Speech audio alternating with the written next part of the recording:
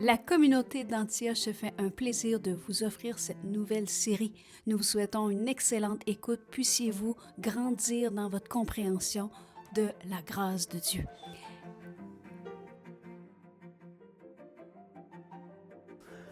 Bonjour et bienvenue à notre cours « S'affermir dans notre identité en Christ pour une vie transformée ». Aujourd'hui, dans ce cours numéro 13, on poursuit ce qu'on avait commencé la dernière fois sur ce que Jésus-Christ est pour nous. Hein? Et tout au long du cours, on l'a dit la dernière fois, mais je veux quand même le répéter, tout au long du cours, tout porte dans le cours sur ce que nous sommes en Jésus-Christ, sur notre identité. C'est ce qui fait ce que nous sommes. N'oubliez pas que ce que nous sommes, qui nous sommes, lorsqu'on a accepté Jésus-Christ comme sauveur personnel, ce que nous sommes, qui nous sommes, c'est tributaire de Jésus-Christ.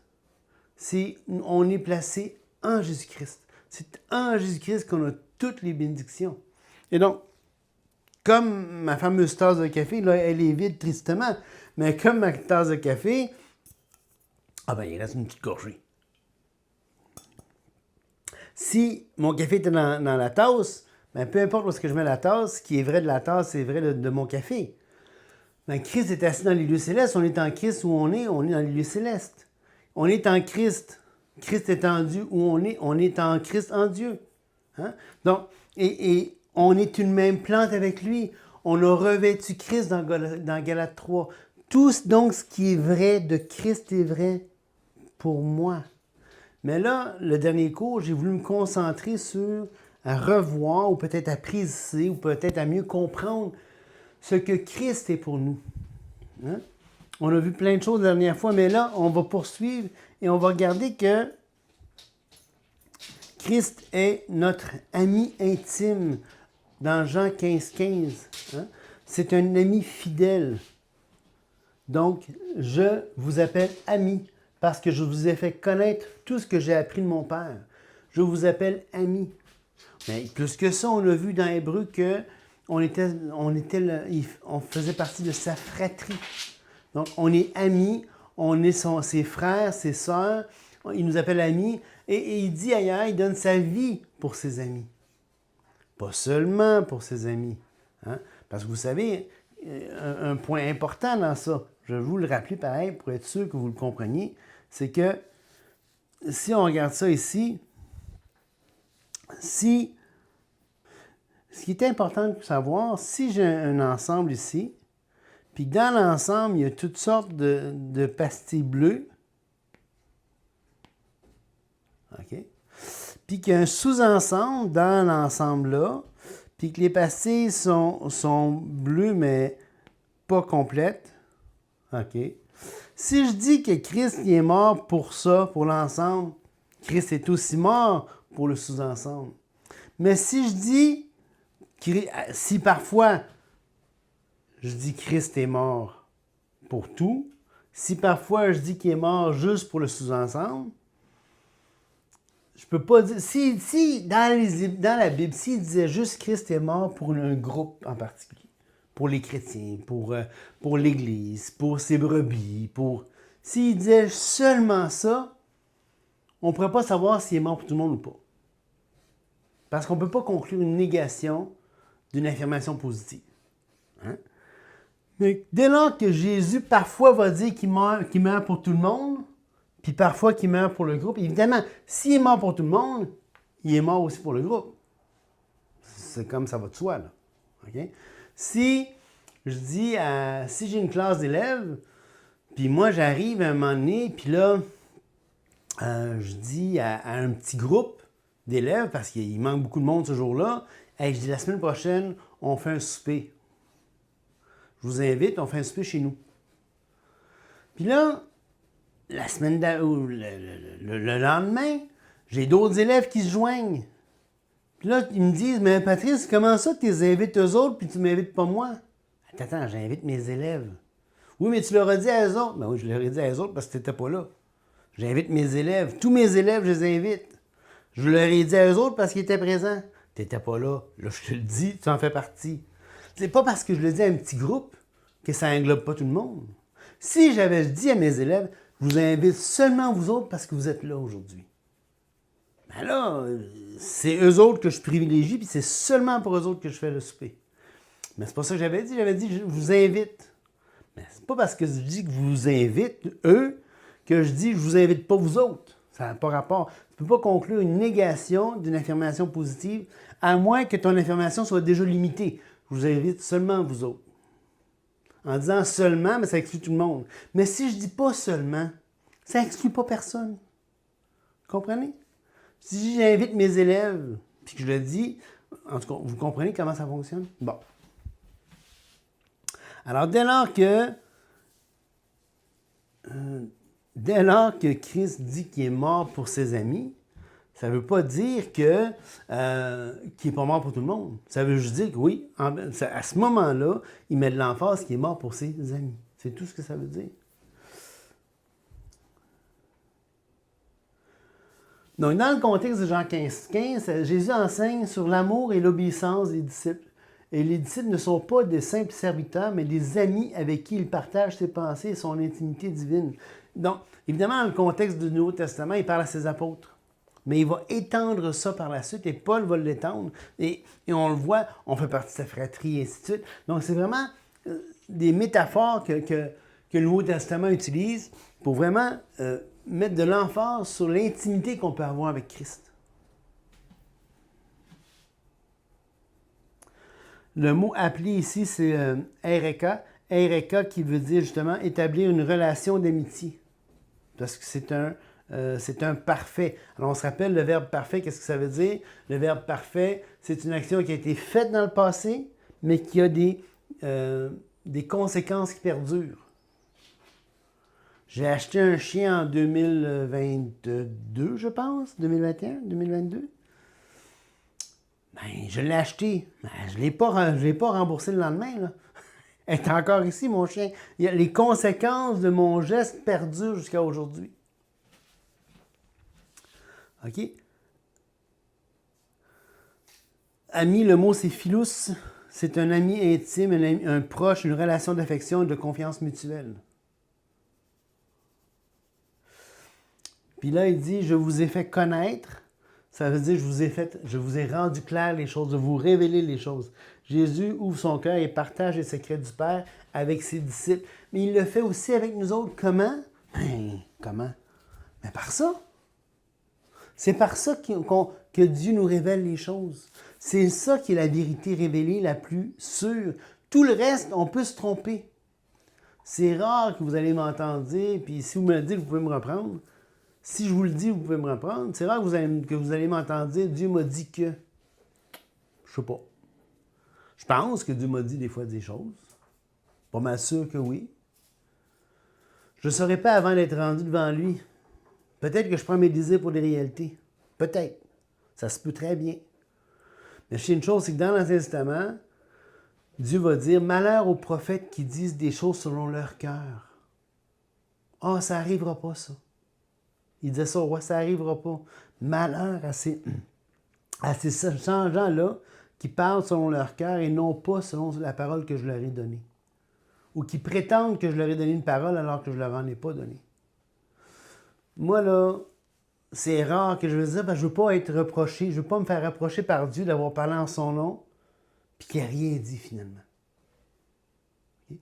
Peut-être, je semble voir quelque chose, je pense que j'ai vu quelque chose de la part de Dieu, je pense que j'ai entendu ça de Dieu, mais je ne peux pas être sûr.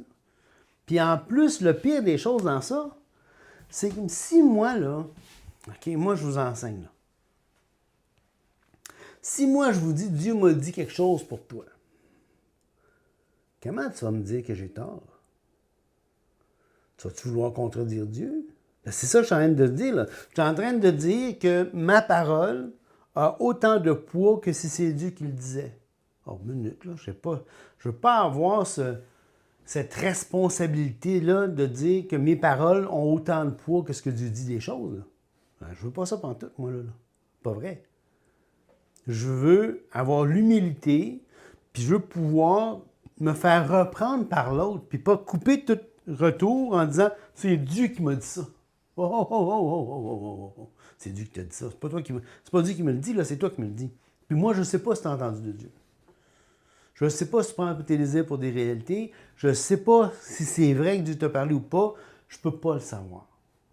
Puis même si c'est moi que je pense que Dieu m'a parlé, je ne peux pas le savoir vraiment. Je peux le penser. Je peux vraiment être sûr de ça. Je peux vraiment, vraiment, vraiment être certain. Mais je ne peux pas le savoir. Je ne peux pas le savoir. Puis je veux pas prétendre que c'est ça. Puis je ne veux surtout pas laisser l'autre penser que je suis inspiré de Dieu. Puis lui interdire de me reprendre, ou lui interdire, par le fait même, parce que tu ne reprends pas Dieu quand il parle, toujours bien. Hein? Fait que si je suis en train de dire que j'ai entendu Dieu m'a dit ça pour toi, un petit peu d'humilité, là. Comment ça, tu as entendu Dieu? Il aurait pu me dire à moi-même. Je suis assez grand pour qu'il me le dise à moi. Tu comprends? Mais par contre, si tu dis, ben, il me semble que je vois ça, puis règle générale, je dis même pas ça. Parce qu'elle a trop de poids. Je peux le penser. Je peux penser que Dieu m'a semblé me montrer quelque chose. Je préfère rien dire, juste dire, hey, tu n'as pas pensé à quelque chose? Puis si ça s'avère être ça, ben moi je sais, ben OK, j'avais probablement raison, j'ai probablement vu ça de la part de Dieu. Ou peut-être que j'ai juste été bien clairvoyant, ben j'ai compris les choses, j'ai vu quelque chose, puis j'ai conclu quelque chose, puis que c'est pas Dieu qui m'a dit rien comme tel, là. C'est juste que j'ai utilisé les facultés que Dieu m'a données. Les yeux pour regarder, les oreilles pour entendre, mon cerveau pour réfléchir, puis ça se peut très bien ça aussi, là. Dans tous les cas, ultimement, c'est sûr que c'est à cause de Dieu, parce que c'est lui qui m'a fait avec mes facultés. Mais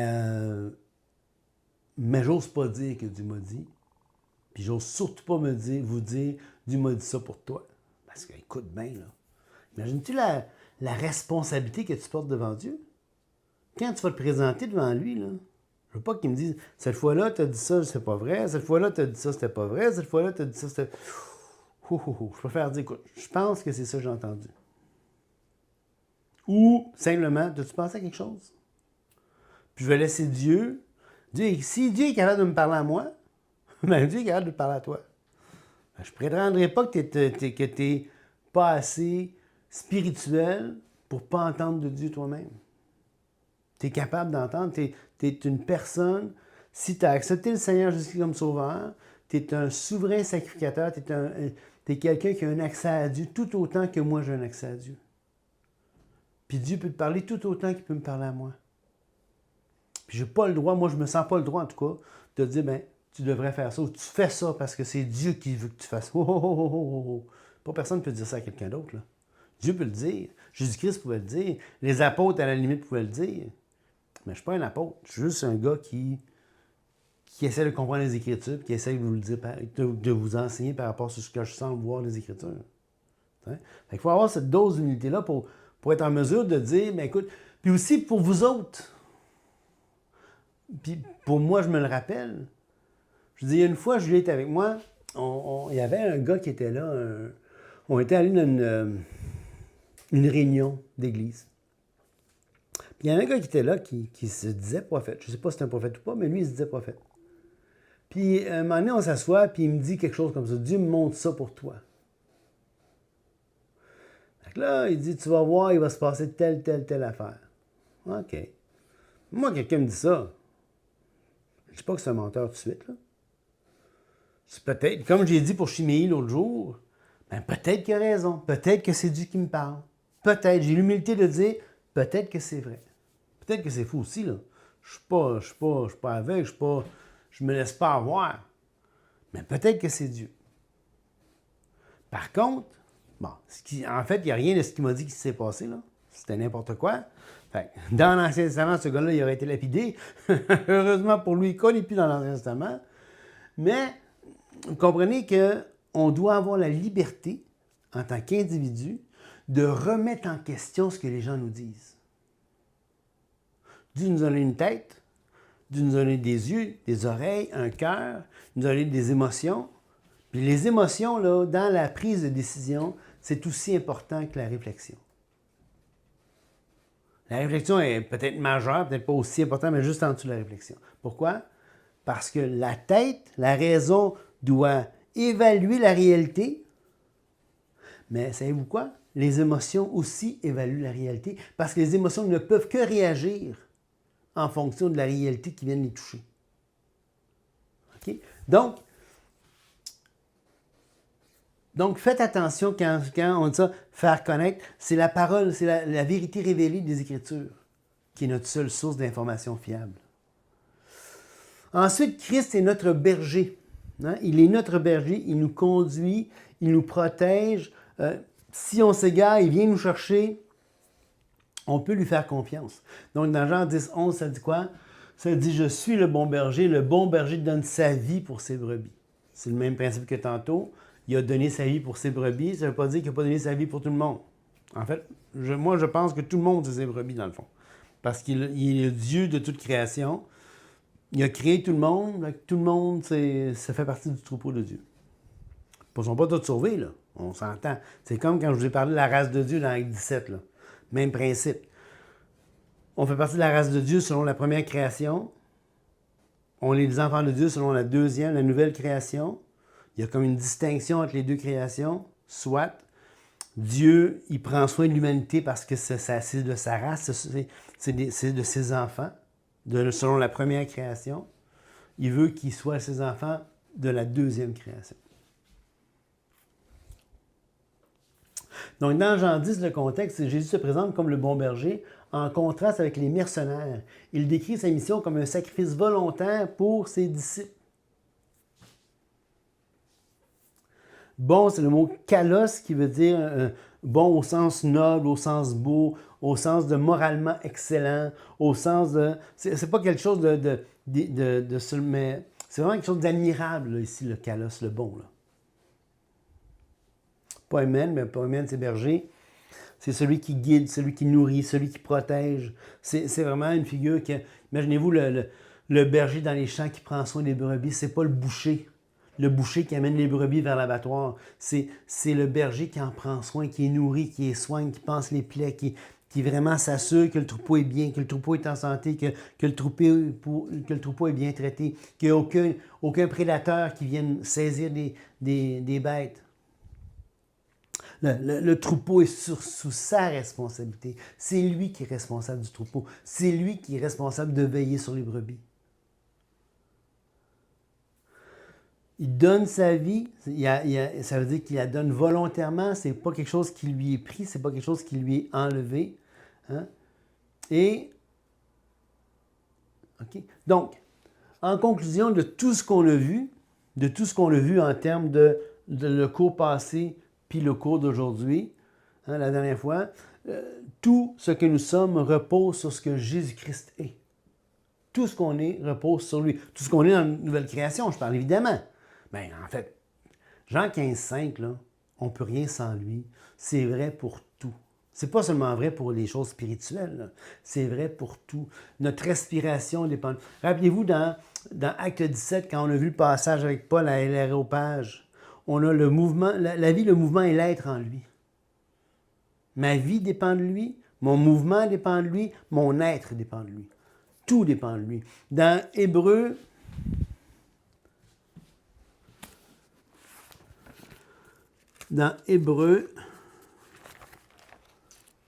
chapitre 1,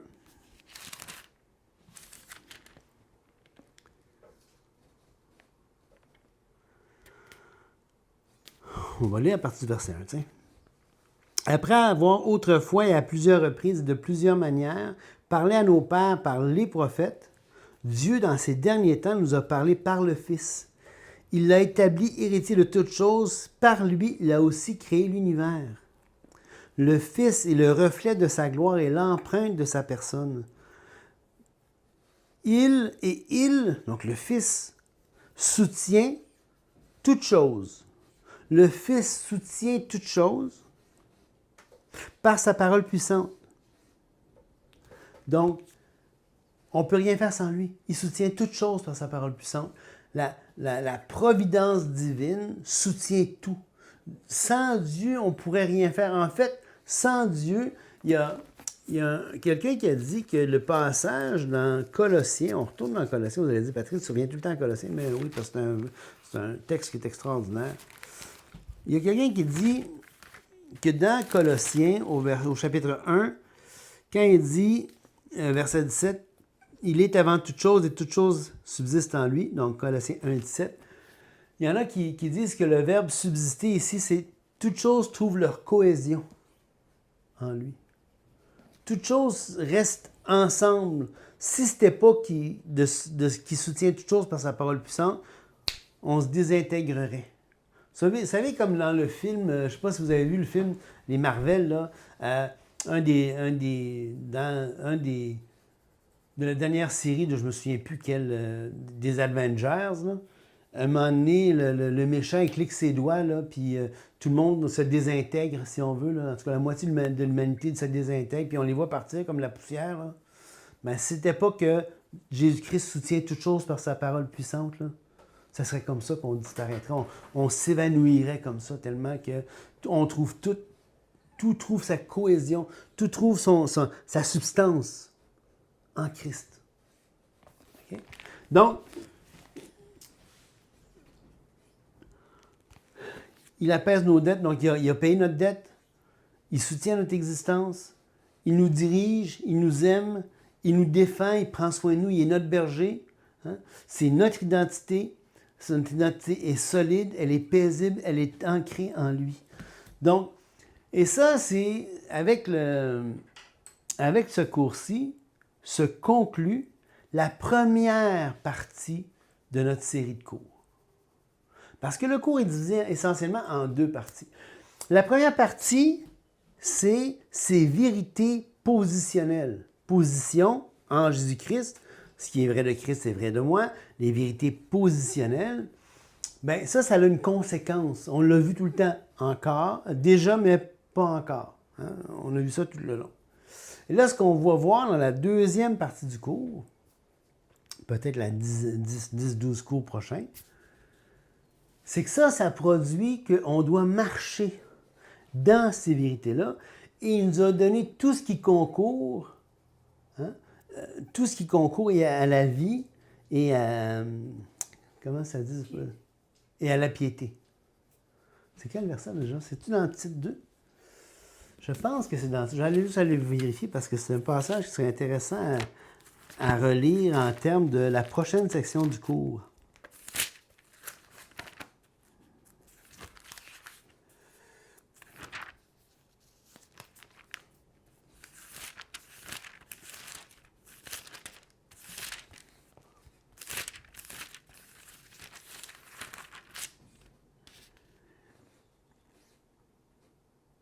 Ouais, c'est car la grâce de Dieu, 2.11, car la grâce de Dieu, source de salut pour tous les hommes, a été manifestée.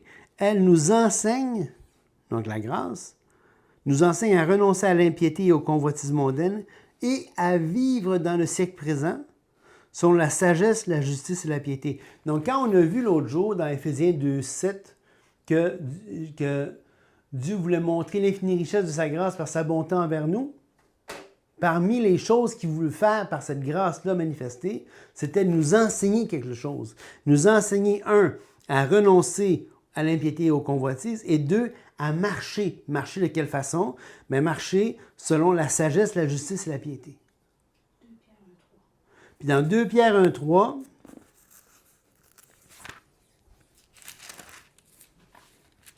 sa divine puissance nous donne...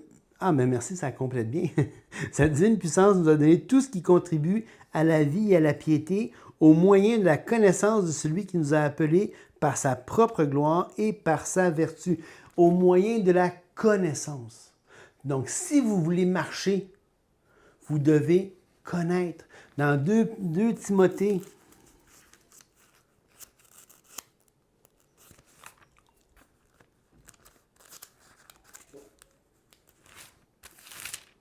dans 2 Timothée 3,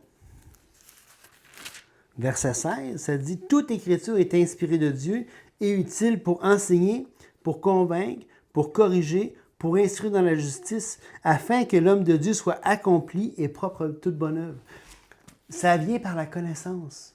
La parole de Dieu, elle va t'enseigner. Enseigner, ça veut dire qu'elle t'enseigne les choses, un peu comme on l'a vu jusqu'à la première partie du cours. Ensuite, ça dit que la parole de Dieu va convaincre. Convaincre, c'est comme si tu t'en vas quelque part, mettons que tu es sur une mauvaise voie, là. Okay? Tu t'en vas pas dans la bonne direction. Convaincre, ça veut dire « Wow, arrête-toi!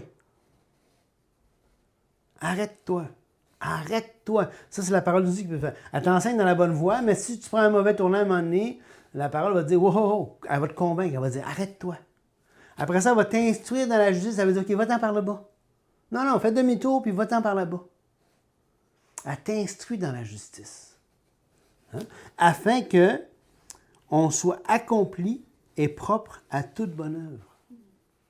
OK? Donc, c'est pour ça que dans la deuxième partie du cours, on va regarder toutes ces vérités. On a vu les vérités positionnelles.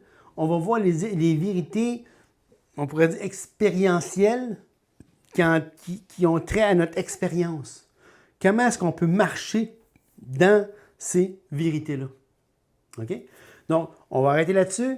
On se voit la prochaine fois, puis que Dieu vous bénisse.